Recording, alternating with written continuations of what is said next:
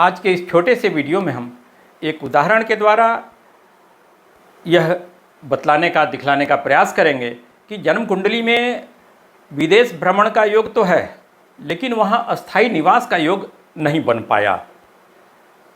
क्यों, किस कारण? आइए समझा जाए इस बात को।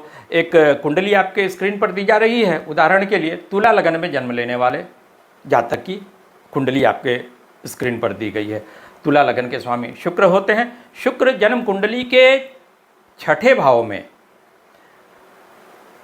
वाटरी साइन, जलीय राशि मीन राशि में बैठे हुए हैं।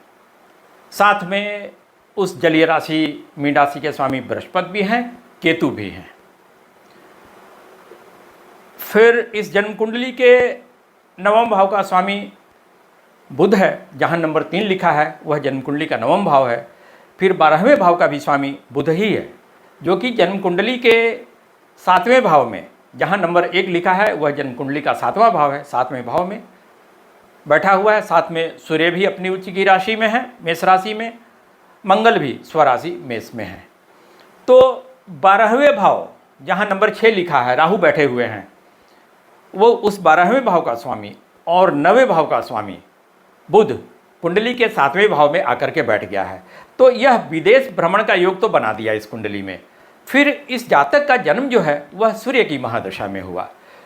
सूर्य की महादशा में जन्म लेने के बाद क्रमशः इनको चंद्रमा, मंगल, राहु, बृहस्पति की दशाएं मिलते गए। फिर शनि की भी दशा मिली, लेकिन इनको बुध की दशा नहीं मिली, जो कि 9वें भाव का स्वामी है, 12वें भाव का स्वामी है। बुध की दशा नहीं मिली। फिर जो ग्रह 8वें भाव का स्वामी है, जहाँ नंबर 2 लिखा है, वह जन्म कुंडली का 8वां भाव है। 8वें भाव का स्वामी इस कुंडली में शुक्र है। शुक्र की भी दशा इनको नहीं मिली और इस कारण इनका अस्थायी निवास विदेश में तो नहीं हो पाया। लेकिन राहु की महादशा में इन्होंने विदेश भ्रमण खूब किया।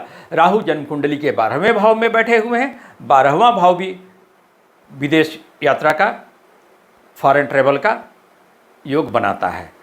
तो इस कुंडली में विदेश भ्रमण का योग तो है, लेकिन वहाँ अस्थायी निवास का योग नहीं बना। क्यों कि 9वें भाव के स्वामी, 12वें भाव के स्वामी, 8वें भाव के स्वामी की दशा इस जातक को अपने जीवन काल में नहीं मिल पाई। धन्यवाद। अगर हमारा यह वीडियो आपको अच्छा लगे तो हमारे चैनल को ज़रूर सब्सक्राइब कीजिए। फिर दूसरे वीडियो में मिलेंगे। धन्यवाद।